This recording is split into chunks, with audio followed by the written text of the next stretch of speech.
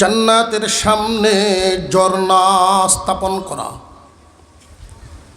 ওই ঝর্ণার পানি দিয়ে যখন গোসল দেওয়া হবে,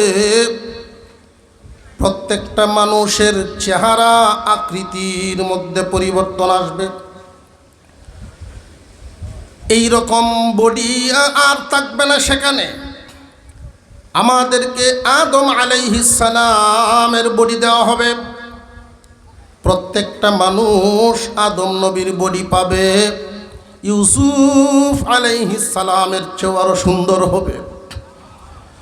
দাউদ আলাইহিস সালামের কণ্ঠ, 33 বছরের যুবক জান্নাতের ভিতরে ঢোকার পরে জীবনে কোনো দিন 33.5 আর হবে না। এই সুখ শান্তি আরামায়েশের জায়গা। জান্নাতীরা যখন আকাঙ্ক্ষা করবে, মনে মনে কোনো ধারণা করবে, ইচ্ছা যদি মনে আসে সাথে সাথে পূরণ হয়ে যাবে। দুনিয়ার জমিনে মনে মনে বলতে পারা কিন্তু পূরণ করা অসম্ভব। হুজুরে আকরাম সাল্লাল্লাহু আলাইহি ওয়াসাল্লাম জান্নাতের বর্ণনা দিয়েছেন। জান্নাতের সামনে ঝর্ণা স্থাপন করা হবে। জান্নাতের ভিতরে হাউস থাকবে। মানুষের জন্য যেই বালাখানা তৈরি করা হবে, জান্নাতের ভিতরে বালাখানাগুলো একটা ইট স্বর্ণের আর একটা ইট রূপার। সেই জান্নাতে আমাদের আকাঙ্ক্ষা পূরণের জন্য বানিয়েছেন। জান্নাতে আমরা যেতে চাই, কিন্তু এর আগে কয়েকটা বাধা আমাদের সামনে আছে। অন্য কোনো প্রাণীর জন্য এই টেনশন, এই চিন্তা নাই, শুধু মানুষের জন্য চিন্তা। আমাদের সামনে বিপদের কয়েকটা ঘাঁটি। আল্লাহ মানে যারা তাদের সামনেও আছে, যারা না মানে তাদের জন্য আছে। এই বিপদের ঘাঁটিগুলো পারি না দিয়া কেউ শেষ ঠিকানায় পৌঁছতে পারবে না। 1 নাম্বার বিপদের ঘাঁটি মরণ নামক বিপদের ঘাঁটি। 2 নাম্বার বিপদের ঘাঁটি কবরের জগৎ নামক বিপদের ঘাঁটি। 3 নাম্বার বিপদের ঘাঁটি হাসরের মাঠ নামক ঘাঁটি। 4 নাম্বার বিপদের ঘাঁটি ফুলসিরাত নামক ঘাঁটি। এই 4টা বিপদের ঘাঁটি সবাইকেই পাড়ি দিতে হবে। কারোর পাড়ি দেওয়া হবে সুখে, কারোর পাড়ি দেওয়া হবে দুঃখে। এই 4টা বিপদের ঘাঁটিতে যদি সুখ শান্তি আরামায়েশের সাথে অতিক্রম করতে চাও,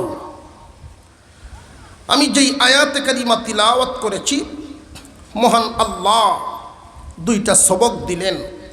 এই 2 সবকের প্রতি কর্ণপাত করো, এই 2টা সবক গ্রহণ করো। মহান আল্লাহ পাক রব্বুল আলামিন মানব জাতিকে বড় আদর করে বানিয়েছেন। এই আদরের জাতিকে আল্লাহ চান না জাহান্নামের আগুনে জ্বালাইতে। কোন সুবহানাল্লাহ। আল্লাহ চান সেজন্য আমলের বিনিময়ে আল্লাহর দয়া মায়ায় জান্নাতে চলে যেতে পারে।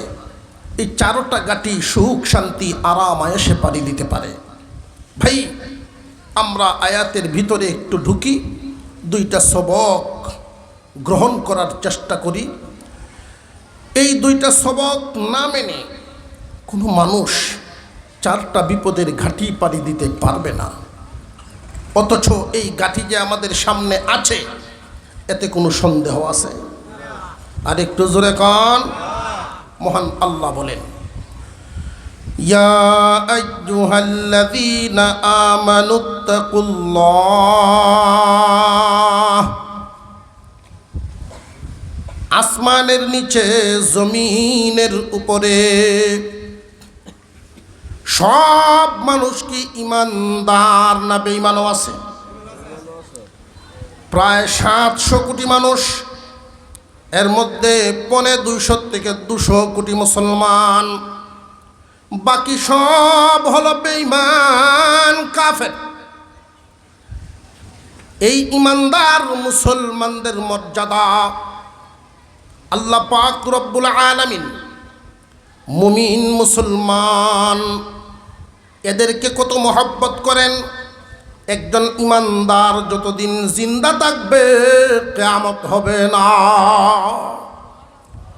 এই জন্য সাধারণ একজন ইমানদার যখন জমিনের উপরে চলাফেরা করে সমস্ত মাখলুক সহ গর্তের পিপিরি কাউ তার জন্য দোয়া করতে থাকে।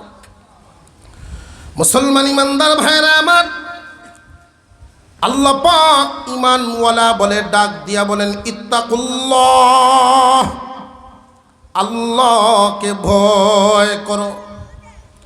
এই জমিনের মধ্যে যত মুমিন মুসলমান রতনপুর এলাকায় বসবাস করে, আমরা এখানে যারা আছি সব নিজের বিবেকের দরজাটা খুলে একটু হিসাব মিলাই। প্রথম সবকটা আমাদের কার কার মধ্যে আছে একটু খেয়াল করি। মহান আল্লাহ আদেশ দিলেন ইত্তাকুল্লাহ, আল্লাহকে ভয় করো।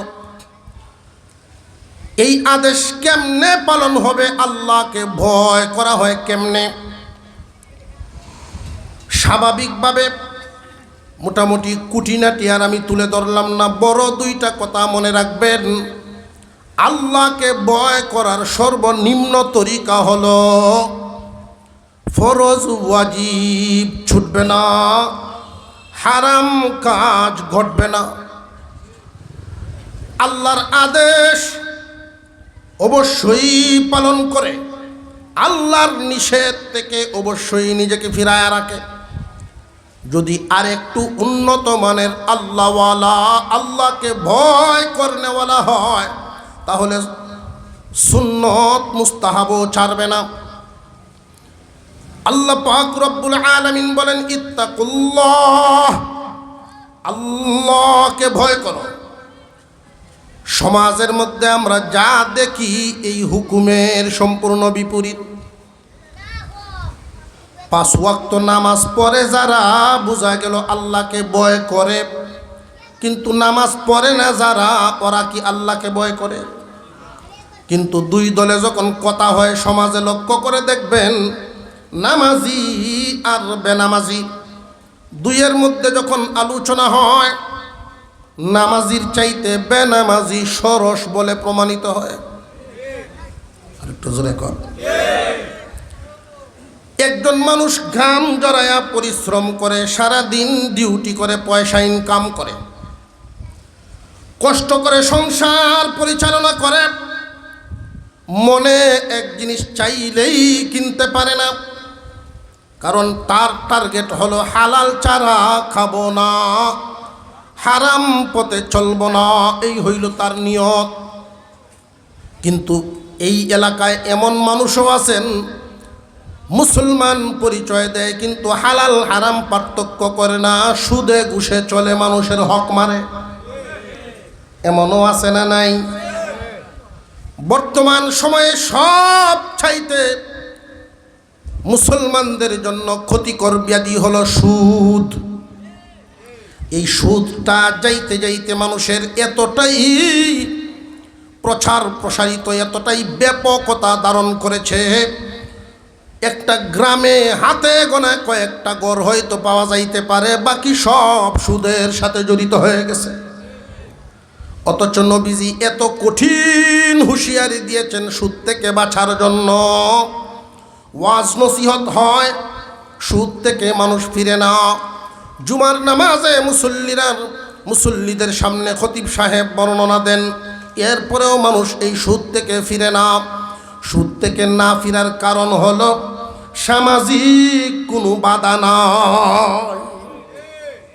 যুব সমাজ তাফসীরুল কোরআন মাহফিল করাচ্ছেন, বিরাট বড় এক দায়িত্ব পালন করছেন তারা। ইচ্ছে করলে এই জায়গায় ভিন্ন কিছু হতে পারত। আল্লাহ পাক এদের এই কাজকে কবুল করেন, আমরা বলি আমিন।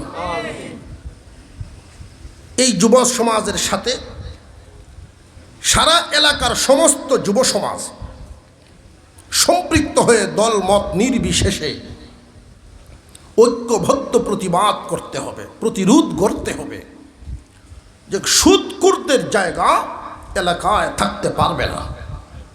সেটা কিভাবে? আমরা লক্ষ্য করে দেখি, বর্তমান সময়ে মুখে দাবি করে আল্লাহর ভয় আছে, কিন্তু আসলে অন্তরে আল্লাহর ভয় নাই। বেশিরভাগ মানুষ সুদ খায়, সুদের রমরমা ব্যবসা চালাচ্ছে। সুদের বিরুদ্ধে বয়ান করলে যদি কারো উপরে গিয়ে একটু শক্তভাবে লাগে, উনি হুজুরের সমালোচনা শুরু করে দেয়। যদি একটু কড়াকড়ি হয়ে যায় বয়ানটা, তখন দেখবেন শেষ পর্যন্ত এমন জায়গায় আসবে যে আগের দিনে হুজুররা যে ওয়াজ করতেন, হাইটে হাইটে করতেন, আর এখনের হুজুররা গাড়ি লই আইয়ে হুজুরের দুষ বের করে দিচ্ছে। এমন পণ্ডিত আছে না নাই? সাংঘাতিক বুঝইয়া।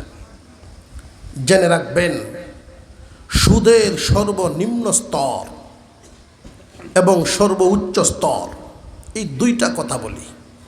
নবীজি বলেন সুদের স্তর 70টা, সুদের স্তর 70টা।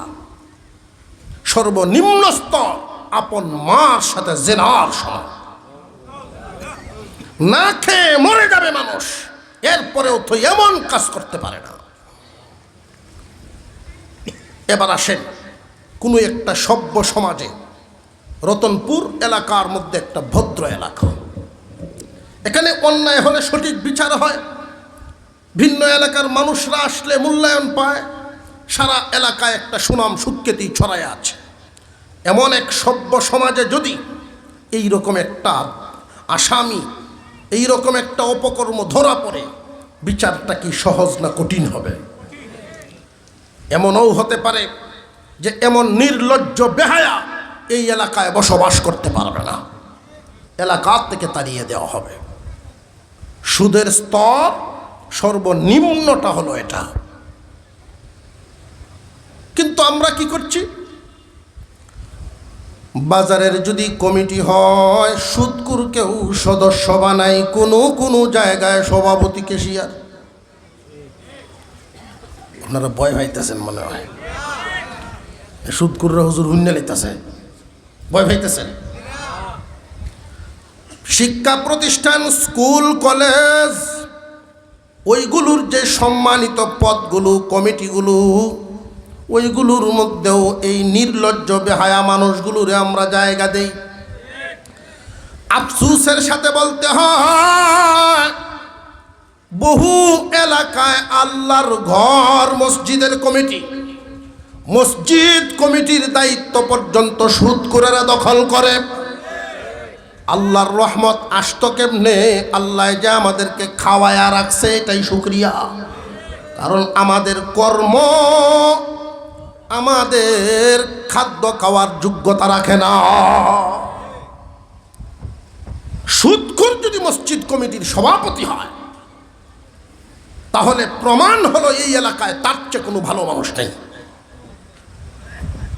মুসলমান ইমানদার, কোনো একটা বিয়ে শাদীর দাওয়াতের কার্ড সুদখোরের বাড়িতে আগে যায়। এই যে সামাজিক মূল্যায়ন বোধ তাদেরকে আমরা করি, এই মূল্যায়ন বোধেই এই কাজের আগ্রহ এদের আরো বাড়ায়া দেয়। সামাজিকভাবে যদি আমরা বয়কট করি, সামাজিকভাবে এদেরকে যদি আমরা বাতিল করার চেষ্টা করি, তাহলে সম্ভব। তোমার এই সুদের পয়সায় গড়া আলিশান বিল্ডিংয়ের ছাদের তলে আমি যাব না, তোমার কোনো অনুষ্ঠানে আমি গিয়া খাবো না, আমার অনুষ্ঠানে তোমারে আমি দাওয়াত দিব না। সর্বনিম্ন স্তর মার সাথে জেনাকারীর সমান, এমন নিকৃষ্ট মানুষের সাথে আমার কোনো লেনদেন নাই। হোক বংশের মানুষ, কর্ম তোমার ভালো না, হও তুমি আত্মীয় কিন্তু কর্ম তোমার ভালো না, এমন মানুষের সাথে উঠা বসা, সমাজ নমাজ, লেনদেন মুসলমানের থাকতে পারে না। ইয়া আইয়ুহাল্লাযীনা আমানুত্তাকুল্লাহ, হে ঈমানদারেরা, আল্লাহকে ভয় করো। সারা দুনিয়ায় মুসলমানদের যেই হালত, মুসলমানদের যেই মর্যাদা হওয়ার কথা, সেই মর্যাদা আমরা পাচ্ছি না। আজকে খেয়াল করি, সারা বিশ্বব্যাপী নজর দিলে মুসলমান লাঞ্ছিত, নির্যাতিত।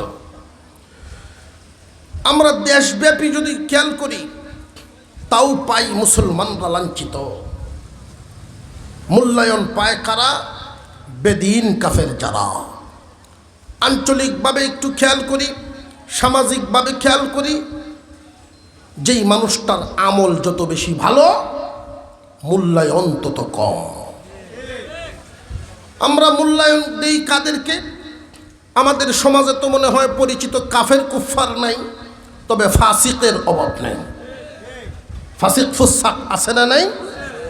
আমাদের সমাজে যদি বিবেকের দরজা খুলে একটু তাকান, একজন আল্লাহওয়ালা বুজুর্গের যেই মূল্যায়ন, ফাসিক ফুসাকের এর চেয়ে 100 গুণ বেশি মূল্যায়ন। কোনো একটা পঞ্চায়েতও যদি করি, সালিশ বিচারও করি, এলাকার সবচেয়ে ভদ্র, সবচেয়ে ভালো আল্লাহওয়ালাদের দায়িত্বে সেই পঞ্চায়েত সালিশ থাকে না। থাকে কাদের হাতে? বিক্রি হয় যারা, তাদের হাতে। সমাজের ব্যবস্থাটা আমরা কোথায় তুলে দিয়েছি? আল্লাহ পাকের পছন্দের মানুষ ঈমানওয়ালা মুমিন, অথচ সেই জায়গাটা আমরা ঠিক রাখতে পারি নাই। মুসলমান, এর জন্য নির্যাতিত, ক্ষতিগ্রস্ত হবে তোমার নিজের বংশধর, আনেওয়ালা বংশধর। যদি চাই আমরা যে আমরা আমাদের আগামী ভবিষ্যৎ যেন শান্তির সমাজ পায়, ইনসাফের সমাজ পায়, তাহলে এখন থেকেই আমাদের গড়তে হবে ভদ্র মানুষ, আল্লাহর বিধান মান্যওয়ালা মানুষ যারা আমাদেরকে পরিচালনা করবে তারা। এখনকার সময়ের হালত হলো, সালিশ হয় যেদিন, এই সালিশের আগেই সিদ্ধান্ত হয়ে যায়। সুরে সুরে বেহাইয়ালা হয় না, আগের দিন রাত্রি একে অপরের সাথে আলাপ আলোচনা হয়ে যায়। দুই পক্ষের কাছ থেকেই টাকা খায়। এক পক্ষে গিয়ে দিয়ে আইসে 5,000, চাষা দেখেন, কয় না আমি তো সারি দিয়েছি রে বাবা, সালিশ বৈঠক, হার্টের অসুখ, ডায়াবেটিস, কতখান কুতান কাতান দিল। যেই টাকা 5,000 দিলাইছে মনে কয় এইটা দিয়ে কী তার দাম? কয় 12 লাগতো না। হারে, যতদিন বাচ্চা আছি তো যাওয়ান লাগবই, একটু গেছি বাবু আসছে। এমন ফেরেশতা মার্কা দাবিদার, ভালা মানুষ দাবিদার, মুখোশধারী আছে না নাই? দেখবেন বিকালেই আরেক ফক পাইছে, তারা দিয়ে গেছে আরো বেশি বাড়াইয়া 12,000। তো 5,000-এর দাম 12,000-এর কাছে কি তা? সালিশ শুরু হইল, দেখা যায় যে সালিশ তো 5,000-ওয়ালায় হাইরে লাইতেছে। এই 5,000 যে দিয়াইল লোকটায়, কিরে টাকাটা কই দিলাম? সালিশ তো দেখি আমার দিকে আয় না, ঘুরে যেতেছে। প্রকাশ্যে উনি বলতেও পারতেছে না যে চাষা 5,000 দিয়ে ইসলাম ভুলে গেছেন নাকি। তো উনি দাঁড়াইছে, দাঁড়ায়, চাষা আপনাদের 5 ওয়াক্ত নামাজের দোয়াই দিই, আপনাদের 5 ওয়াক্ত নামাজের দোহাই দিতেছি বাবা, ভালো করে করেন সালিশটি। অর্থাৎ 5 ওয়াক্ত নামাজ 5,000 মনে রয়েছে। 2-3 বার স্মরণ করাইছে। এরপরে চাষায় কয়, বাবা দে কি করতাম, তুমি তো 5 ওয়াক্ত বুঝাইতেছ, ফাঁক পাঞ্জাতন বুঝাইতেছ, আমি তো 12 আউলিয়ার ফেসো মরে গেছি। 12,000 খেলেছিলাম, 12 আউলিয়ার ফেসো। এমন বাটপার চিটার দিয়া আল্লাহর হুকুম মানে না, যে আল্লাহর ভয় তার ভিতরে নেই, মানুষের হকের ভয় তার ভিতরে থাকবে না। ওই সমস্ত মানুষ মুখোশধারী, বাজেট আনবে রাস্তার, খেয়ে ফেলবে অর্ধেক, বাজেট আনবে মসজিদের নামে, খেয়ে ফেলবে অর্ধেক, এমনকি গুরুস্থানের বাজেট পর্যন্ত তারা খায়, আল্লাহকে ভয় করে না।